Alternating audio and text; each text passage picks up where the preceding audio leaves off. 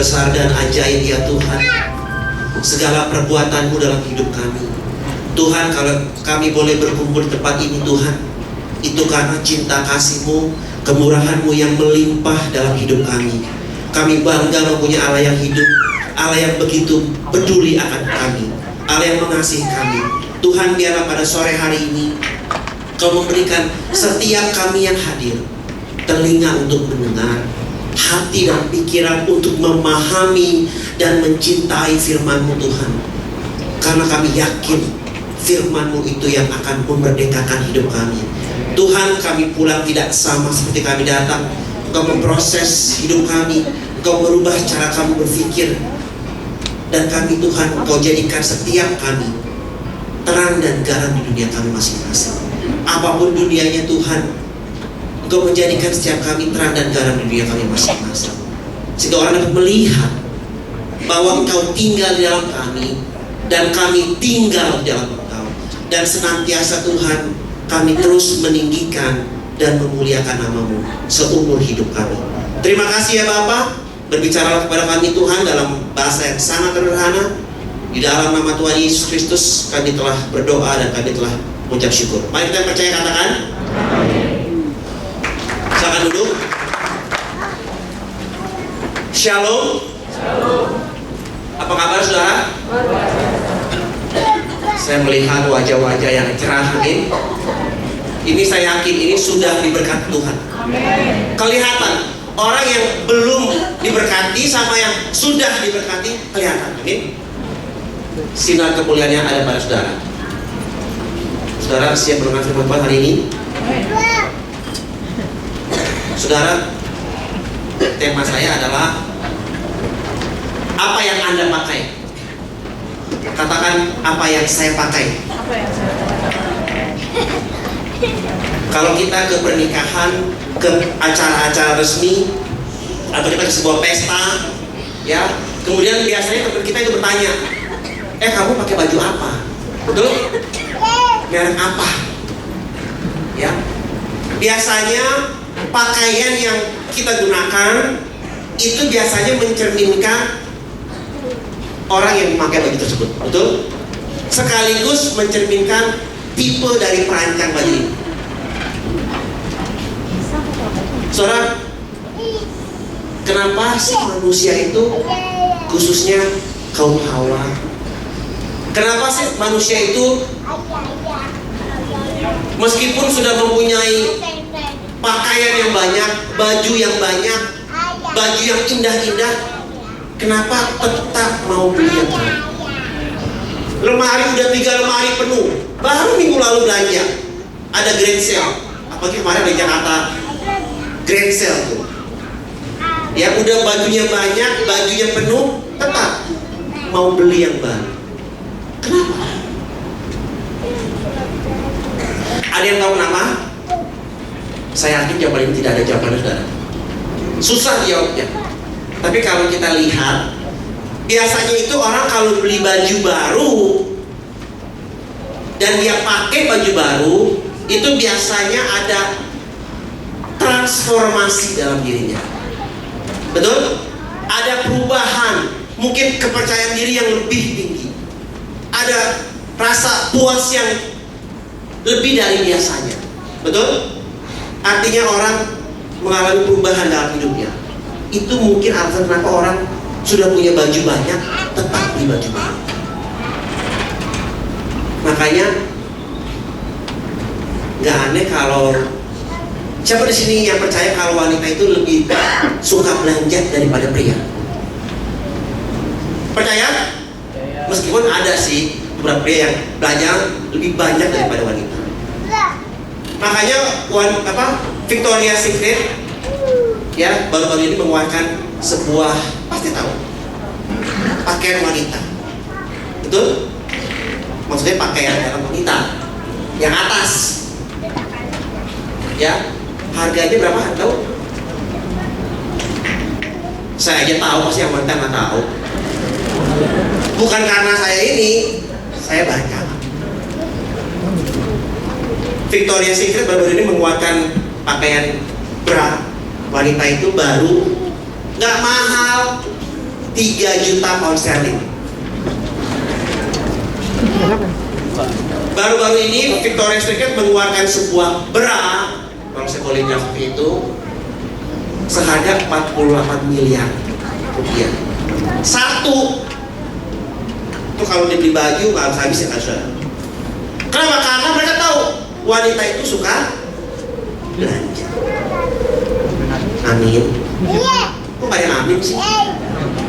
Belanja itu baik, amin. Sehat belanja itu. Tapi ada batasnya. Mungkin tips buat para istri. Siapa yang sudah menikah di sini? Nggak ada yang menikah. Puji Tuhan, single semua. Kalau gitu ini ibadah untuk single. Pesan buat para istri, suami kita itu bukan ATM, Bu. Tekan 6 huruf keluar gitu. Amin. Tips untuk para suami juga, istri Anda bukan orang kerja rumah alias pembantu. Istri itu sang penolong, amin. Meskipun dia banyak membantu. Mari kita buka firman Tuhan di Efesus 4. Kita buka firman Tuhan dalam Efesus 4 ayatnya yang ke-17 sampai 21. Saya baca ayatnya yang ganjil, saudara ayatnya yang genap. Efesus 4 ayatnya yang ke-17 sampai 24. Maaf. Firman Tuhan katakan, sebab itu kukatakan dan kutegaskan ini kepadamu di dalam Tuhan, jangan hidup lagi sama seperti orang-orang yang tidak mengenal Allah dengan pikirannya yang sia-sia.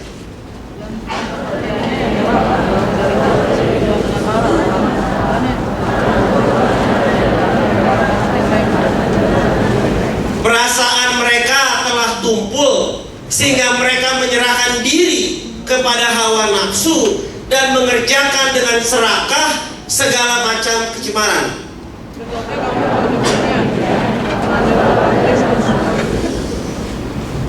Karena kamu telah mendengar tentang Dia dan menerima pengajaran di dalam Dia menurut kebenaran yang nyata dalam Yesus.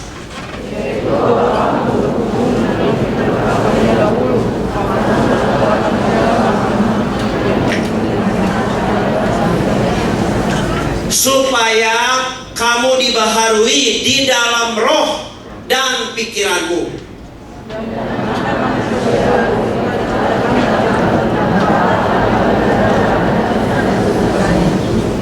Amin.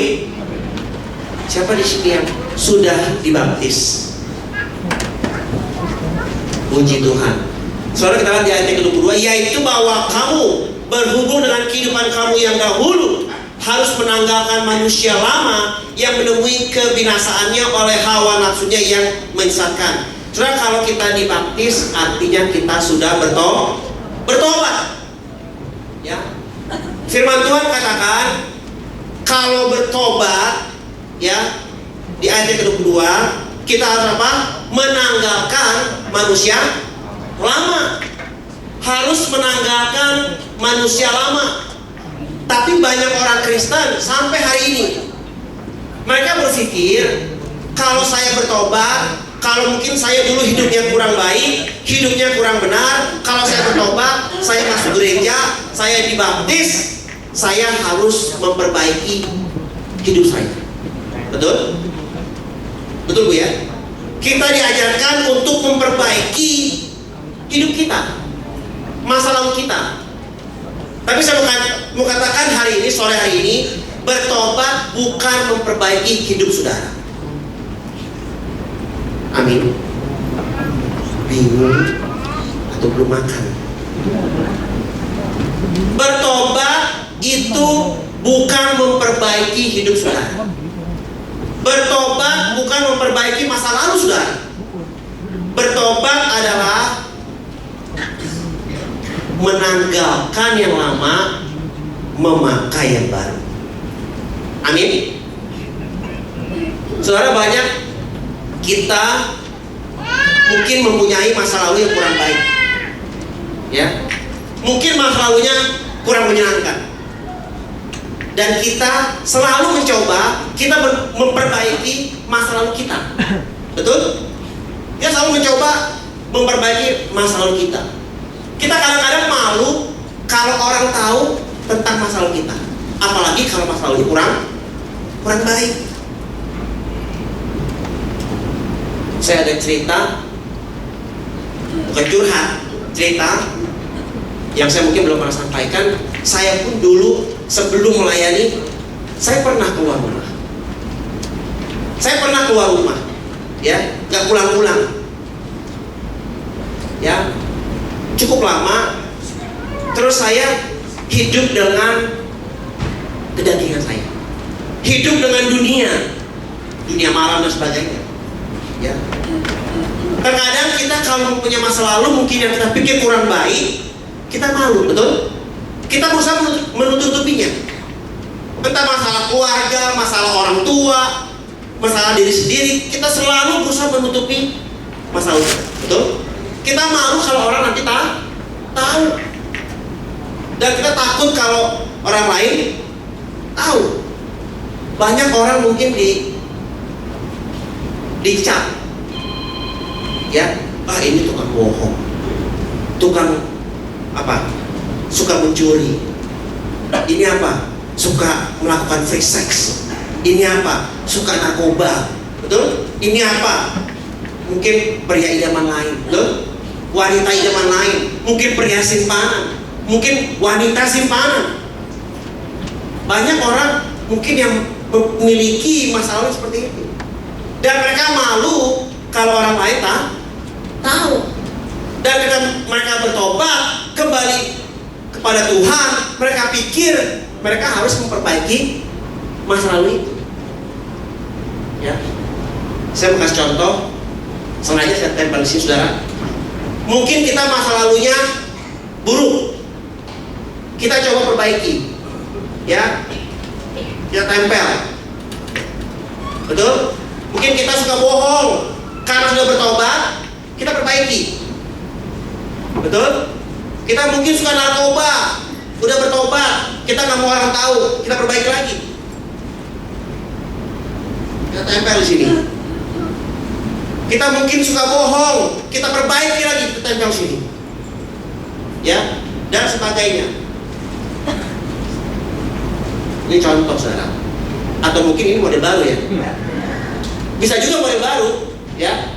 Saya hanya kasih contoh bahwa banyak orang Kristen sudah bertobat, sudah dibaptis, mencoba memperbaiki masa lalunya yang buruk.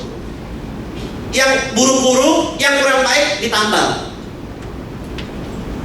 Mungkin kalau banyak jadi model baru, ya, model vintage, betul? Apakah kalau kita memperbaiki masa lalu kita akan lebih baik? Ini contohnya. Apakah lebih indah? Betul? Apakah lebih rohani kalau kita memperbaiki masa lalu saudara? Kalau saudara memperbaiki masa lalumu dengan menambal, menutupi yang kurang baik supaya orang jangan tahu, supaya kita nggak dibuat malu, ditambal seperti ini, apakah menjadi lebih baik hidup kita? Apakah lebih rohani? Anda tetap orang yang lama, Anda tetap manusia yang lama, betul? Artinya bertobat itu bukan memperbaiki hidupmu, bertobat bukan mengenai modifikasi hidupmu. Bertobat adalah ketika kita bertukar hidup. Amin. Menukarkan manusia yang lama dengan manusia yang baru.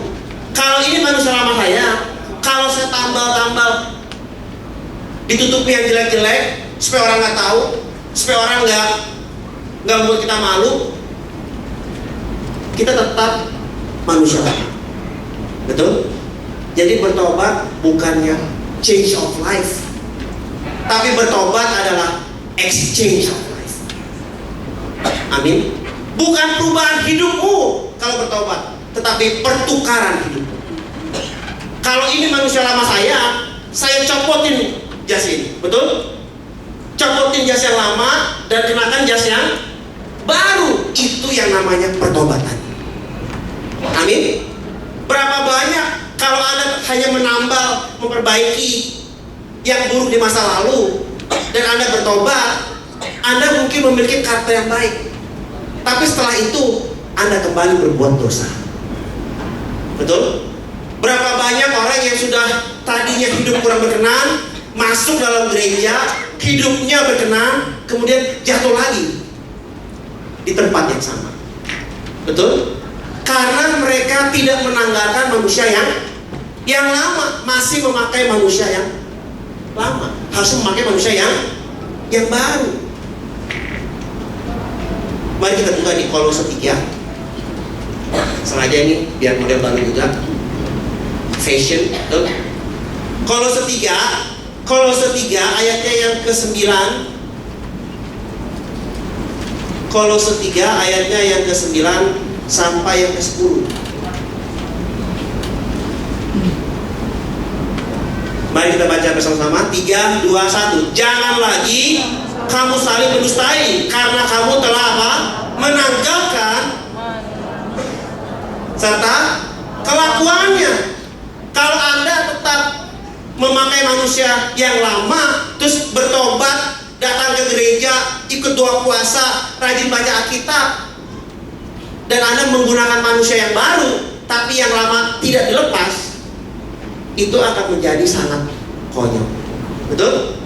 Terjemahan lain dari Kolose 3 ayat 9 sampai 10, kita menanggalkan manusia yang lama, menanggalkan yang lama, dan buang ke dalam api. Tapi banyak dari kita tidak mau menanggalkan manusia yang lama. Udah nyaman ya. Oleh karena itu banyak sekali orang yang jatuh di tempat yang sama. Udah ke gereja, jatuh lagi. Udah ke gereja, jatuh lagi. Siapa di sini yang suka tas bermerek? Perempuan pastinya. Siapa di sini wanita yang suka tas bermerek? Chanel, siapa suka Chanel? Saya bukan promosi Chanel. Louis Vuitton, siapa yang suka Louis Vuitton? Suka semua, amin? Sudah tahu itu Chanel dan Louis Vuitton. Kalau ada barang mereka, produk mereka yang tidak laku, tahu apa mereka buat? Produk-produk Chanel, tas Louis Vuitton, kalau nggak laku di pasaran, apa yang mereka buat? Saya bilang diskon.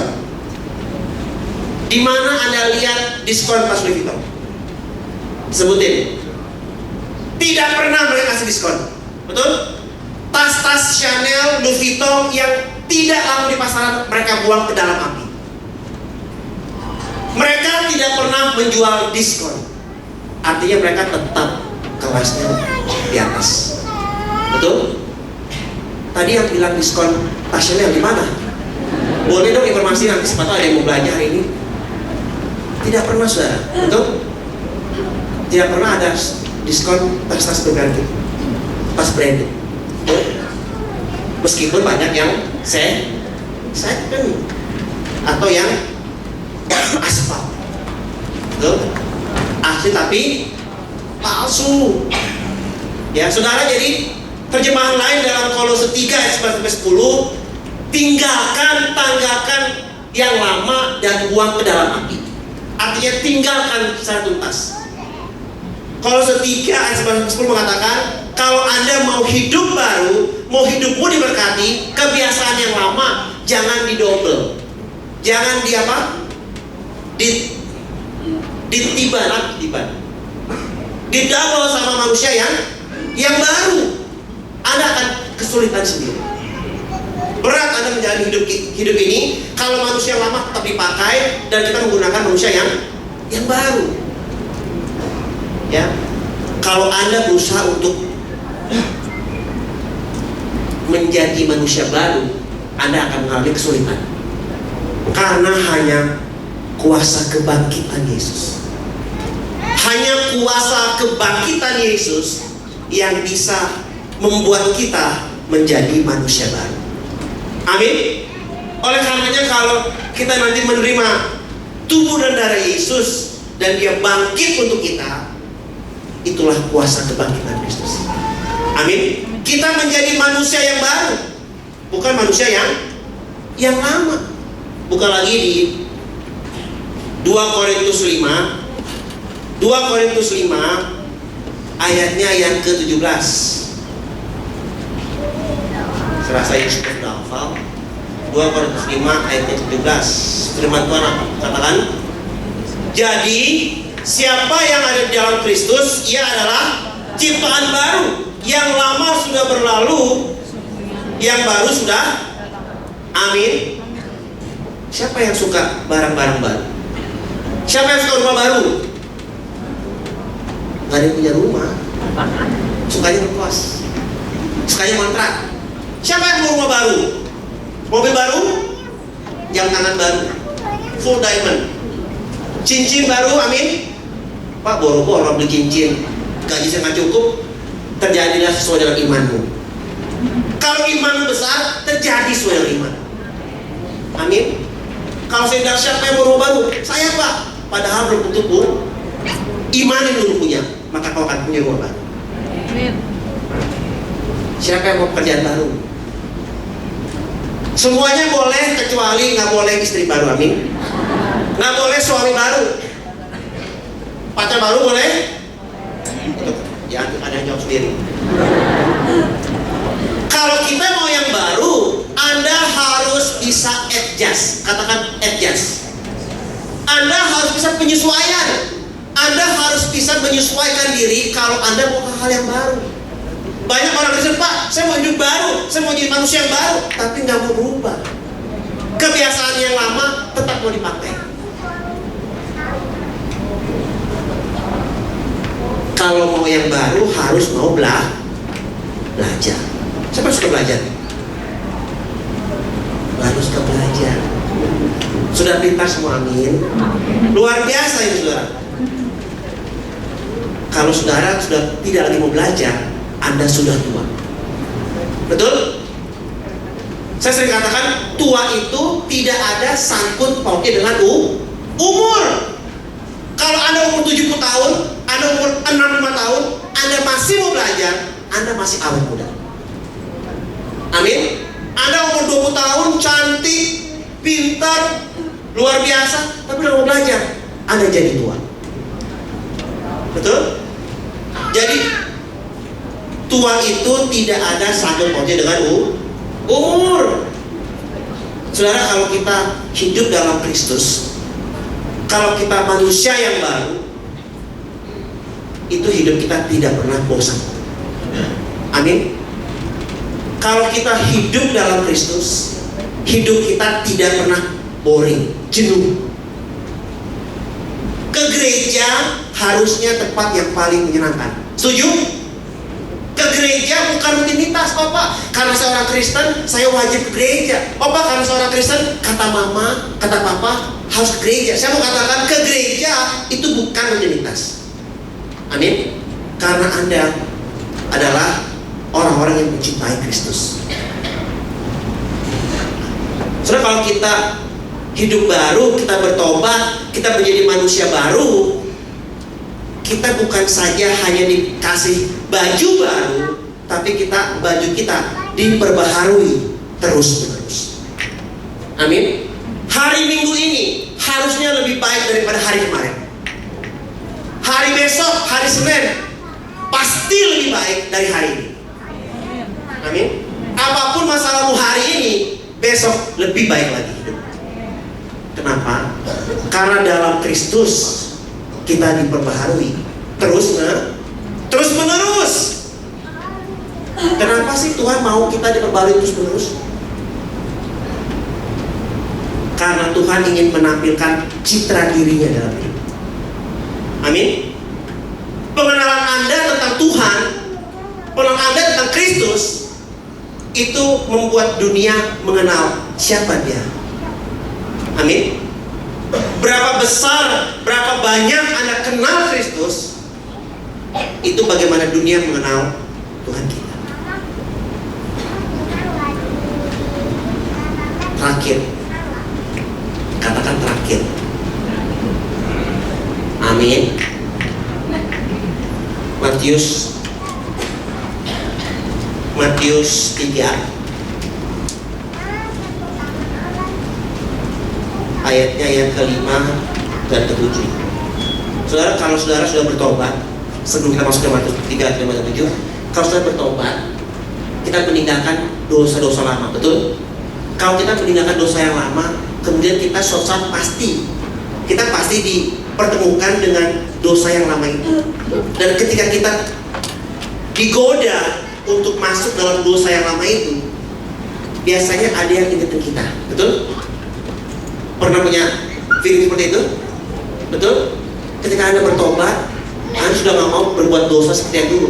Ketika Anda sudah bertobat, Anda ketemu situasi di mana Anda digoda, diposisikan dalam kondisi yang seperti dulu. Tiba-tiba kayak ada suara yang bilang, Anda harus bertobat. Pernah seperti itu? Pernah ya? Itu karena Roh Kudus memperbaharui saudara dan saya setiap saat. Amin. Jadi cara kita berpikir, cara kita berkata-kata, cara kita bertindak setiap hari pasti berbeda. Lebih baik daripada hari sebelumnya. Amin. Dalam Tuhan tidak ada yang statis. Dalam Tuhan selalu dinamis. Setuju? Matius 3 ayatnya yang kelima sampai yang ketujuh.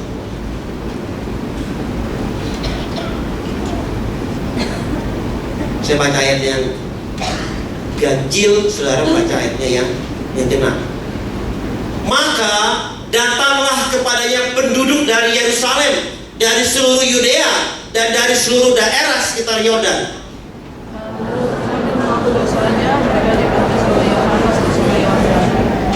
Tetapi waktu ia melihat banyak orang Farisi dan orang Saduki datang untuk dibaptis, berkatalah ia kepada mereka, hai kamu keturunan apa? Ular beludak. Siapakah yang mengatakan kepada kamu bahwa kamu apa? Dapat melarikan diri dari murka yang akan datang. Saudara, ini orang-orang yang mau dibaptis. Baik sih mereka mau dibaptis, tapi kenapa Yohanes begitu lembut ngebalasnya? Ini mau dibaptis orang-orang Farisi, orang Saduki. Mereka melihat banyak orang dibaptis, mereka mau dibaptis juga. Baik, tapi kata Yohanes apa? Hai kamu, katanya, keturunan ular beludak. Siapakah yang mengatakan kepada kamu bahwa kamu dapat melarikan diri dari murka yang akan? Kenapa Yohanes berkata seperti itu? Ini orang-orang yang mau dibaptis, udah jelas baik kemauannya. Kenapa Yohanes begitu marah kepada mereka? Karena banyak orang Farisi tidak berubah, tidak menanggalkan manusia yang lama. Mereka tetap menggunakan manusia yang lama dan menibannya, kalau saya boleh katakan itu, dengan manusia yang baru. Mereka tetap menggunakan kebiasaan-kebiasaan agamawi mereka supaya mereka dihormati. Ya. Jadi kenapa Yohanes berkata seperti ini? Yohanes tahu bahwa orang Farisi tidak mau menanggalkan manusia lama mereka. Tetap menggunakan manusia yang lama dan mereka menutupinya dengan cara seperti dibaptis. Ya. Oleh karena itu Yohanes berkata seperti itu. Saudara, jadi hari ini kita belajar bahwa bertobat itu bukan memperbaiki hidup saudara. Amin. Bertobat bukan memperbaiki masalah saudara. Bertobat adalah menanggalkan manusia yang lama dan mengenakan manusia yang baru. Yang lama dibuang, yang lama ditinggalkan. Banyak orang Kristen jatuh di tempat yang sama karena manusia lamanya tidak ditinggalkan. Setuju? Dan kita harus menggunakan manusia yang baru. Mungkin Anda berkata, kenapa sih perlu dibaptis? Kenapa perlu dibaptis? Ya habis Tuhan suruh. Kenapa perlu dibaptis? Bisa nggak kalau kita cuma bicara sama Tuhan dalam kamar, kita duduk sendirian, kita berdoa sama Tuhan. Tuhan, saya berdosa, saya bersalah, saya mau bertobat, pulihkan hidup saya, selesai. Bisa seperti itu? Bisa kan? Kenapa harus dibaptis? Bukankah cukup berdoa sama Tuhan, selesai, minta ampun, selesai? Kenapa harus dibaptis? Siapa di sini yang sudah menikah? Tanya lagi. Sudah menikah? Pak, kalau Bapak sudah menikah, contoh aja Pak, Bapak dan Ibu ya, dengan istri yang itu, bisa kan kalau Bapak dengan Ibu juga bilang, siapa nama istrinya? Poppy. Bisa kan dengan Poppy, misalnya Bapak lagi melamar dia, Poppy, would you marry me? Betul? Dan bisa kan dia bilang, yes, I will marry you? Betul? Bisa kan cuma seperti itu Pak? Bisa kan? Kesepakatan, oke, kamu siap menikah dengan saya menikah dengan kamu, selesai. Bisa? Kenapa harus dirayain?